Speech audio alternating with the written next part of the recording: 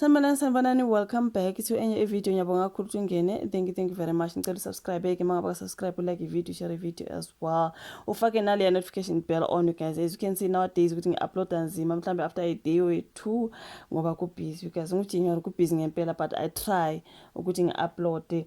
Mhlambe ngizoyenza nje izitori ezimbalwa. Ngifuna ukukhuluma ngosisi Nomsa othe uye wafonelwa ngumuntu ethi ufuna interior designer, something like that, for a wedding decor, into ekanjalo. Igazi wase recommenda umngani wakhe kanti bazomkidnap, something like story esikaNomsa. Bese kunodaba lukaVusumuzi Khethi Matlala, sibona ke ubaba uDumsana Khumalo back on the hot seat, oyibaba oyi-crime, oyi-head of the crime intelligence, ekhuluma ngayo yonke indaba kaVusumuzi Khethi Matlala. Somebody testify when it comes to the ad hoc committee, bamlanda khona ngasejele laseKhoshi Mampuru, and we understand ukuthi manje usengase eBhongweni. Is it eBhongweni noma eBhongweni? eBhongweni, I think. Sebamshintshela khona, you guys, but that time he was dealing ngaseKhoshi Mampuru. Kwathiwa akezo testify eParliament, wala wathi akakwazi ukuyalinda bamlanda ngahle. Yila ukhulunywa khona ke ubaba uDumsana Khumalo waqamba amanga ngento eziningi. Remember umama we-Action SA nomama we-DA ababemhlasela kakhulu, bemhlaba ngembuzo eloke esala ukuthi into enje yenzeka, into abantu bathi ayi kodwa uVusumuzi unamanga. Everyone was like, Vusi was just lying there, you know what I mean? So manje ke ubaba uDumsana Khumalo ke uyaziveza zonke wonke amanga akhulunywa ke ngubhuti Vusumuzi Khethi Matlala kuleya ndawo, oyinhloko ye-crime intelligence, ubaba Lieutenant General Dumsana Khumalo. Utshela iParliament ukuthi ke uSomathenda kuVusumuzi Khethi Matlala waqamba amanga efungile ngokuba nobuzwe baseSwatini, ethi kunobufakazi obuqinisekisa ukuthi uMatlala unabo futhi wabusebenzisa umazisi loyo waseSwatini. Remember, he also denied the fact that unomazisi waseSwatini. Wala wathi konke lokhu kwenziwa laphana ngoba babezama ukumnqabela ibail, babesakha i-story about all this ID and stuff. I heard him testifying ngoba ngangiyibuka leya lokungani, wathi all this was done just so I don't get bail. I do remember, you guys, esala ngodaba lukamazisi waseSwatini. So uKhumalo utshela ikomiti leParliament eliphenya ngenkohlakalo nokugxambukela kwezolungiswa kulelu ukuchithile ukuthi uMatlala wayenomazisi waseSwatini nowawumbiza ngoDlamini. uMatlala wathi kwaqanjwa amanga futhi lokho kwafa kocingweni lwakhe ngabaphenyi. Okay, ngoNovember uMatlala wakuphika ukuthi unobuzwe obubili futhi waphika walala ngomhlanje ukuthi usebenzisa isibongo sakwaDlamini. Wabuye wasola amaphoyisa ngokugebenga ifoni yakhe. uKhumalo uthe kwakungamanga wonke lawo. Ngokusho kwabe-crime intelligence, uphenyo lwabo olwaveza inkulumo kaWhatsApp eyayiphakathi kukaMatlala nomkakhe. uMatlala wayecela umkakhe ukuba amthumele i-ID yakhe yaseSwatini. Umkakhe wabe semthumelela umazisi. uKhumalo uthe le nkulumo kaMatlala nomkakhe yenza kuhlala obala ukuthi akunamaphoyisa aga ngefoni kaMatlala. It really happened, unayo umazisi waseSwatini. Iyona nto abakhuluma ngayo ke. He was just denying. According to what I saw, uMatlala laphana wayephika yonke into, you guys. Avela athi no, athi noma uzwile umbuzo abuze kuthiwe Mr. Matlala, avela athi what did you say? I'm like, but Vusi uzwile nje, phendula umbuzo ubona ukuthi usazama ukucabanga ukuthi angaqamba amanga athi. He was just denying everything, but he was lying, you guys. Honestly speaking, Vusi was lying. Yonke nendaba kamazisi waseSwatini kuthiwa ke it shows ukuthi ube nayo le ID yaseSwatini and ubeyisebenzisa, and wayekhuluma nomkakhe kaWhatsApp ethi ngicela leyo ID yami yaseSwatini, something like that. So why was it denying then? Umephenywa ngelaphana ke ngase eParliament, ikomiti laseParliament, why was it denying ukuthi unayo i-ID yaseSwatini? You know what I mean? So yeah, bayamhlaza nje, you guys, ukuthi he was just lying.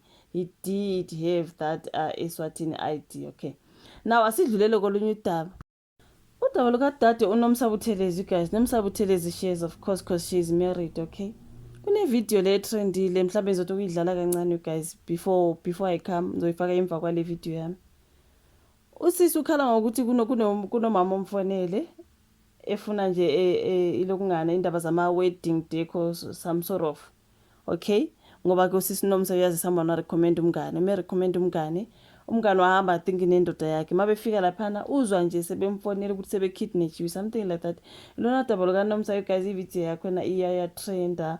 Kungathi abanye abantu bayasola you guys ukuthi i-stunt kodwa I do not know, it didn't look like a stunt to me ngoba she was crying. If you look at the video, she's actually crying. uNomsa Buthelezi shares says a woman called her asking for someone who can provide decoration services for a wedding. Right? Then she explains that she recommended a friend and now the friend has been, or at the time of the call, she was being hijacked. This happened in the Winnipeg Kempton Park. Basically, the hijackers got her number and used a woman they were working with to call and let the victim. Okay? Now she says she tried calling the police, but they were not willing to help. She went live via Facebook account about an hour ago. Like in shooting zoidlala le video, you guys.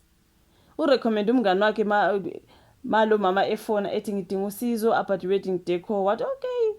She recommended a friend, which means she trusted the woman. I do not know, you guys.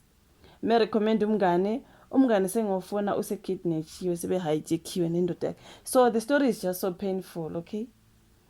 Istory sakhe isibuhlungu, you guys. Imagine urecommend umngane wakho ukuthi ayi ndoda nangu umsebenzi kunomuntu othi ufuna uyashada, so like zonke into zedecor nani ugirl naye agijime nangu umsebenzi, you guys, kanti ke igebengu allegedly. So angazi, you guys, istory sakhe besibuhlungu kakhulu, you know what I mean? So I do not know at this point wanke ngabuka olunye udaba ngethinking lufunde some way kukhulunywa ukuthi okay uNomsa ubefonela I think ngabe Daily Sun bethi bathola udaba kuye wasesithi no, she can't comment honestly, but her friend has been now found. Ngoba ekhale ukuthi mefonela amaphoyisa adlala ngayo, you guys, abamsizi into ikanjalo, you guys. But emveni kokuthi bamthinta be-Daily Sun, this is Daily Sun though, yes, I think so. But I do not want to comment, but my friend has been found. But then someone was saying maybe they're just saying they've been found so that mhlawumbe ama-kidnappers abahlukumeze ngoba uthe mayibafonele bebezwakala efonini ama-kidnappers ethi cooperate, you know what I mean? So what if they were just saying ukuthi they've been found, they were trying to cooperate kodwa bengekho found? Like I do not know ngalolu daba. I so need to be updated ukuthi lugcine kanjani, because wow guys, like istory lesibesibuhlungu, hey. Engakusho nje sibeni careful out there, you guys. Ubizwe lumsebenzi ugijime kanti igebengu. And nowadays sebesebenzisa abantu abangomama kakhulu, even laba abasithathela amafoni la ezindleleni. Fika usisi nje athi ayo asihambisane, nithi niyahambisana athi isikhathi bani, you know what I mean? Umuntu ukhipha ifoni ayiphamula baleke, and umebaleka ubalekela kuphi kubangani bakhe basuke behambe ngemoto. Sebesebenzisa omama kakhulu, sebesebenzisa abantu abangomama. You guys must just be careful. Imagine lama ama-hijackers, they use a lady. Wafona kuNomsa wangathi ufuna usizo ngoba manje the wedding tontoni, uNomsa naye recommended someone kanti uzofika lapho umuntu wenkosi ahijack. It's so sad man. Kanti abantu siyocasha you guys ngoba asekuningi okwenzekala ka don't understand. I so wish to know. I'm trying to search, ngiyascrolla ngifuna ukwazi ukuthi what happened, bagcine betholekele ngempela or Nomsa Buthelezi shares is really intrigued into helping a syndicate kidnap her friend in Joburg. That was on Daily Sun, Nakubo City Press. Her story was everywhere, honestly speaking. Poor Nomsa, and also poor the friend who were now hijacked. Uhamba uthi ngoJanuary na imali akhe uthi ngiyobamba le gig kanti. You know what I mean? It's so sad. Shame man.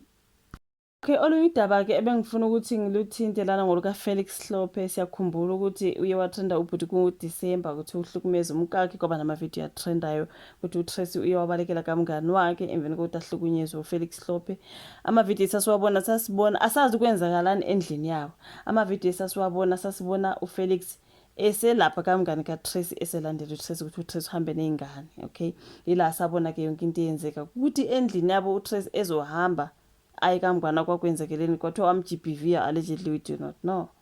But thina sabona ama-video uTracy esekamngana kuFelix esefika lapha ehutha ebanga omunye umsindo, you guys, elwa nabantu balaphiyana ethukana kakhulu, you guys. So yeah, watrenda ubhutiza waze wagcina ke uGagas FM umsakazweni la asebenza khona bakhipha istatement sokuthi ngcono athathe ikhefu athi kuphumula kancane alungise inkinga zakhe zasendlini, right? So at this point kwakushiwo vele ukuthi uzobuya ngoJanuary. Remember kwakumela hostel ya show eyokuhlukaniswa kokonyaka on the 31st. ayihoste nobaba Magic Sibiya no Selby. Kwasho ukuthi because of all this drama usenikezwe ne-break akasezi ukuba khona on that particular show, ube sephumlile already. Okay, bahosta bobabili ke ubaba Magic Sibiya no Selby.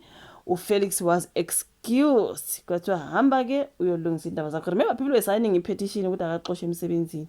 Luckily uGagas FM mhlambe bamkhozile but Felix sure. Nomini Mtuli nakho abantu basayina i-petition but she was never fired. Ngesikhathi sedrama yakhe noLondi London. Okay, wanikezwa na isikhashana wathi uthatha i-break wabuya. Same to Felix Hlophe, uye wanikeza isikhashana wathatha i-break.